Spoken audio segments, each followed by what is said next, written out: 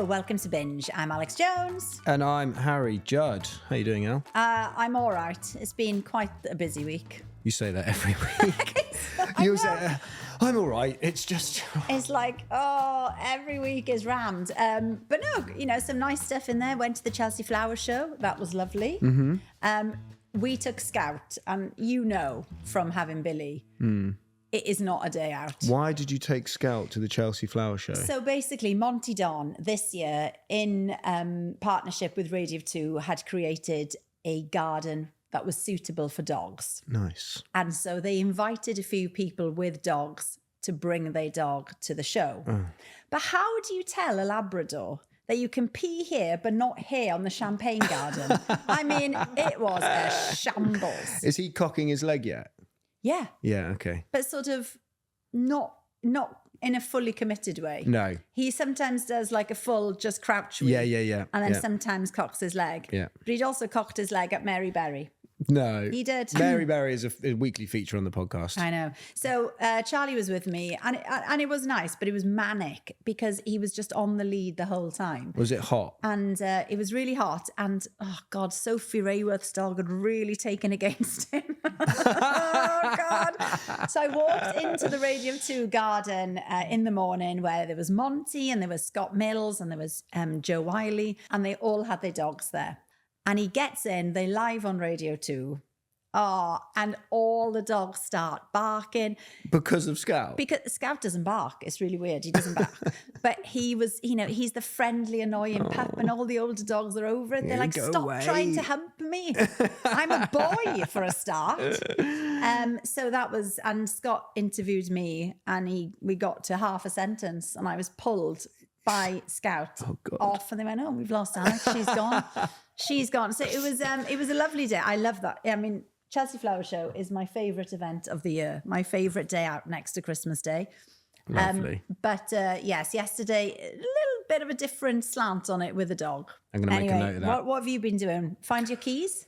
I did actually. I found so do you remember the end of the story? The last part of the key saga drama was I locked myself out the studio and left my keys inside the studio. So I went to Danny's to pick up his spare keys, came back here to lock up properly, looked for my keys in the studio, couldn't find them. Anyway, locked up with Danny's keys, dropped them back to him. And then I found them in my bag anyway, having checked my bag 2 times. So they were in my bag all along. Had you emptied the bag out? Obviously not. I think I just quickly panicked. I just sort of panically checked the bag when I locked myself out of the studio. I was like, oh no, God. I've left them in the... I mean, it's not even my life and I'm cross. I know. It's ridiculous, isn't it? But no, I'm good. I mean, this is really mundane chat, but I'm good at that. This is the kind of chat you have with your partner when you wake up in the morning. How did you sleep? Well, last night, Al, I slept for I think nearly 11 hours. Oh my goodness, I'm jealous. So on Thursday, I went to the gym Thursday morning. I thought I'm going to do a workout. I thought, probably not a great idea because I've got this charity golf day to go to and I haven't played golf for a while. And yes, I'd run a lot, but I find golf 18 holes of golf quite tiring. So I went to gym, did some weights, and then Danny was like, mate, we need one more for paddle. So I'd done 50 minutes of weights and I was like, oh, okay, go on then. So then I played paddle for an hour. Then I went and played golf for 4 hours. Then on Saturday, I randomly ended up running a half marathon. And yesterday, I was so tired. I was just kept saying to Izzy, I was like, you don't understand how tired I am. I was really desperate for some sympathy. Anyway, I put Kit to bed and fell asleep with him at 7:30 and woke up at 6:30. So 11 hours sleep. That's my Monday. That's my mundane podcast chat for you. It's incredible on so many levels. Yeah. A, that you slept that long and you're not a toddler.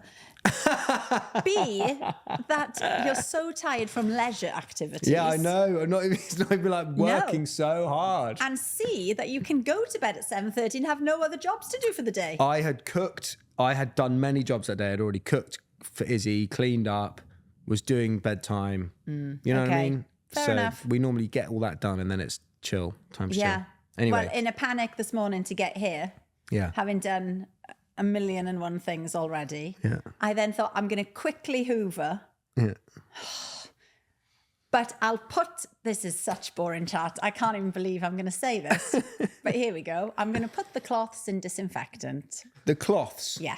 So you know the cloths? What, just a cleaning cloth? The cloths that you use to wipe around. Yeah. I'm going to put them in disinfectant in the sink, right?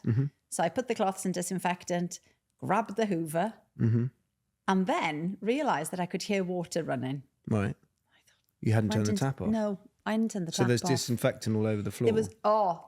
There was water all over the kitchen, running off the island that's stuck to the sink bit. Oh my God. With 10 minutes to go and I still hadn't yet been in the shower. So I was calling Charlie, who was in the compost area, because what the hell does he do down there all this time? I'm like, the kitchen's flooded, Charlie. Can you come here, please? I need to leave. Nothing. Anyway, 10 minutes later, what's wrong? With a mop. Oh. What did he make of that? Was he like, what's happened? There's a leak. Was there a leak? No, and you're like, no, do you I know left what the he tap said? on. Why are all these seats wet? Because I've been shouting across the garden for 20 minutes telling you I've left the tap on. Oh, no. He was like, oh, you need to slow down. You need to slow down. And you're like, you need to speed up, mate. I can't speak. Anyway, the Hoover's still in the middle of the floor. I can't. Why don't you just put the cloths in the washing machine? Well, we do, but I like to disinfect them when they're, on still being used. Okay. I won't do it again. No, it causes too much hassle. Anyway, that is boring chat, isn't it? Good, there you solid, go. mundane chat from both of us there. What have you been watching? Well, I found a new little gem on Netflix, a comedy called Bad Thoughts. Oh. So I stumbled across it because I thought it was Steve Carell, the picture in the little stamp. And so I thought, hang on, you thought that was Steve Carell? No, that's not the picture. Yeah, so I saw the picture on Netflix. I thought it was Steve Carell, not that one where he sat in the seat on the right. Oh, okay. Quick I can glance. see how you thought that was him. Yeah. I thought, okay, so I've been watching that other Steve Carell program, four seasons, which we've tried. Yeah. Get to that in a second. Okay. Which I finished.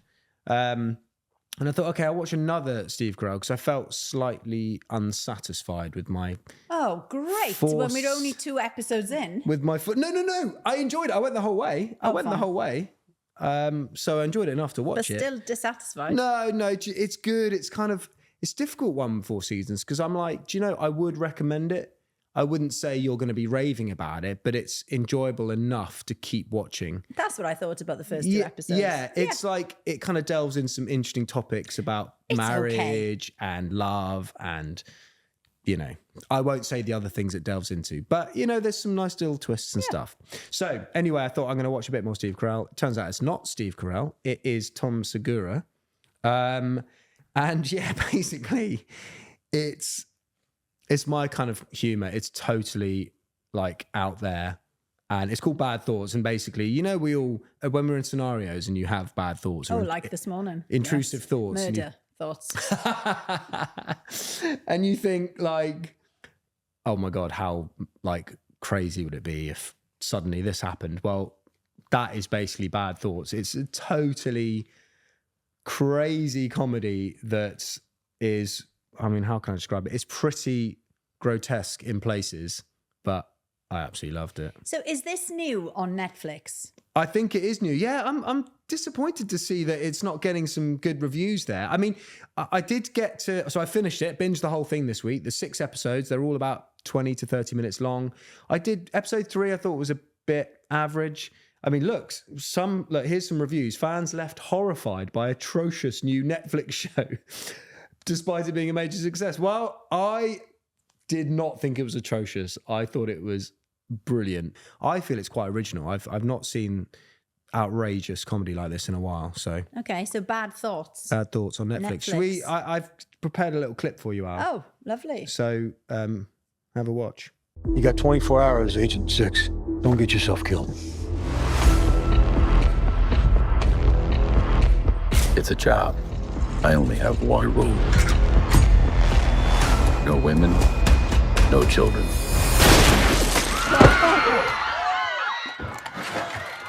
Oh my God. Well, I think I'm going out of my head. Yes, I think I'm going out of my head. I'm a global country superstar who's lost his mojo. So he decided to kidnap his fans, force him to live in a poor people town. Over you. Make them share their deepest, darkest traumas so I can put it into hit songs. My mother died in 9/11. Ooh, I like that. Get this starving bitch a shrimp. Large iced coffee and just a splash of whole milk. Next. Could you just remake this with less milk? Less milk? I'm a professional barista. I know what a fucking splash is. Think of this as a conversation. Like, I don't know what to say. Honestly, it's so weird. It's absolutely mad. Like, some people I think would watch it and be like, oh, that's just disgusting. Like, that's just not funny. But for me, it's outrageous and enjoyable. And producer James agrees. Wow. Bad thoughts. I don't know why. I'm just... You'll have to come back to me on that. It's so good. So that's what I've been watching, along with 4 Seasons. And what else? Oh, and I've started Freddie Flintoff as well. I'm halfway through. Oh, yeah. Enjoying it? Very much so. Very moving. Very moving. Obviously loving all the highlights from the 2005 Ashes. But yeah, it's very, very revealing in you know, in terms of what he has been through since that horrific incident. And I think it gets better, actually, the second part. Yeah, well, I'm enjoying the first part, so I'll finish that tonight. What about you, Al? Any recommendations? Very good. You enjoyed the first 2 episodes of Seasons? Yeah, I thought it was... Sorry, 4 Seasons. 4 Seasons. I thought it's not going to set the world alight. No, but it's good. It's good enough to keep watching. Is it good enough for them? That was my question all the way through. Because they are very, very, you know, celebrated comedic actors. Yeah. Held in such high regard. Is it good enough for them? Hence what I meant about not quite being satisfied with my Steve Carell hit of comedy. And Will Forte, I think's amazing. He's so funny. And Tina Fey, obviously. So, like, some of the comedy writing, but maybe it's not supposed to be laugh out loud. It's an enjoyable watch. And it does, like I said, delve into some interesting topics of marriage and love and betrayal. It's comfortable. It's a comfortable and watch. It's a nice one if you're tired on a Wednesday. Yeah, good one to watch with your partner, maybe. Yeah. It won't offend. Are you going to stick with it? We might. Yeah. You know, it's one of them, isn't it? It's one okay. of them. It's okay. But what we did watch, which I thought was absolutely stunning, was The Salt Path. Ah, now this is the adaptation of the book. Yes. So this is the film, as you say, based on the book. It's a true story. Raina Wynn and her husband Moth, who's been diagnosed with an illness, go along the southwest coastal path. They go all the way to Land's End in the end. Mm-hmm. And because they've got nothing else to do, essentially. And Charlie... Because he has a terminal illness, And Charlie had been given this book by my sister. But she gave it to him when he was very ill in hospital. Mm-hmm. And he'd read the first few chapters, but found it a bit much because it was all about the illness of this man and he was feeling pretty ill at the time. Mm-hmm. And so he didn't finish it. So I read it, absolutely, loved the book, and then was really excited to see the film. Gillian Anderson plays Raina Wynn and Jason Isaacs, the husband. Oh, honestly, there's barely anybody else in it. And it is absolutely fantastic. It's the best example of when a film hasn't been a letdown after the book. It's really true to the book.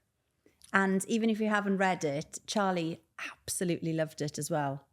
And we were both in bits at the end of it. I imagine this, if it already probably is, but will become even more popular, this actual walk itself. Well, I think... The thing about it is they had no money, nothing. And that's why they did this walk. Mm-hmm. They were living in a tent.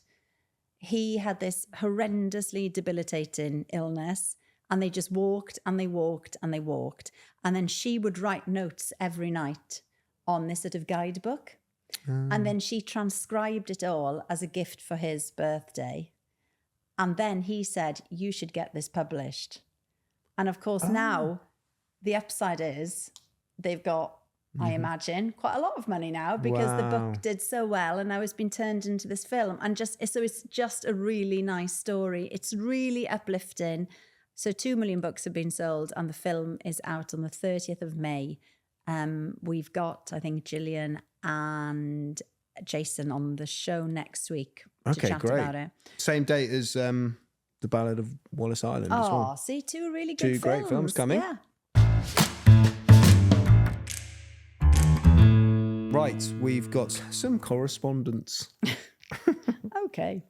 Okay, Nikki says, oh my goodness, I just started watching River after listening to today's podcast. Absolutely brilliant, totally gripped. Keep up the good work. You're amazing. Thanks, Nikki. Well, sorry, I don't think either of us recommended River. No. Just take it, Al. Just take it. Thank you so much, it was one of our Nikki. guests that recommended it, but let's take the plaudits. Okay. She said, Marianne says, it really helps because left to my own devices, I can never find anything to watch. There's just so much choice, she says about the pod. Thank you, Harry, for reminding me about Veep. Oh, here we go.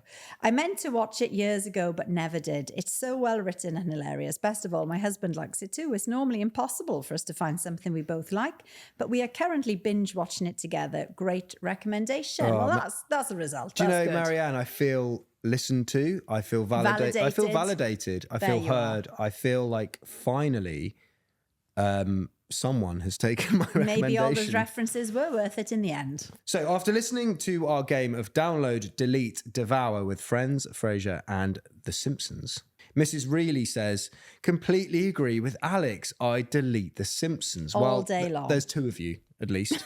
There's more than that. I had a lot of correspondence, as you say, about The Simpsons. But you dismiss things before you've even watched them. Yeah, The way well- you talk about Veep is as if you've watched the whole thing. I know. And done a dissertation on Sorry. it. And disliked it, but you've never even watched it. No, I have watched The Simpsons. Okay, It's awful. Karen says, I love listening to Binge on my drive home from work. I was laughing so much when you were playing Download, Delete and Devour. Oh, I totally agree with Alex. I hate The Simpsons. I go home and it's on the TV. They are watching it on phones and tablets too. As soon as I see it, I say, not The Simpsons again. They all say you are the only person in the world that hates The Simpsons. When I got home, I played Binge and said, Alex Jones doesn't like it either. They were all laughing so much. Give me Friends any day of the week. Well, who have we got? Mrs. Reilly, Karen and Alex can start a very exclusive club of not liking The Simpsons. It even made the newspaper, Al. I know. It got picked up. It did. Because it was that divisive. Nice. Wendy says, hi, Alex and Harry. You are my go-to listen when I'm out walking. We have the same sense of humour and I sometimes struggle to stifle my laughter. Oh, we like that. My TV watches sway more towards Alex's recommendations. Oh, thanks, Wendy. But I do love a bit of Wicked. My bestie said I'd love Paradise, but I was actually with Harry and thought it was quite slow. Yes, Wendy. But I did see it out to the end on Richard Curtis's advice. Still with Harry, though. Good American Family on Disney Plus absolutely blew my mind. Oh, I've been looking at that. It's a tough watch, but worth sticking with. Started 4 seasons on Netflix this week. Loving it so far. Good, light-hearted comedy. I think that really does sum it up, doesn't it? It's a good, light-hearted comedy. But Wendy is very into this because you can tell she's following all the chat and watching all the bits. Thanks, Wendy. 10 out of 10 for homework.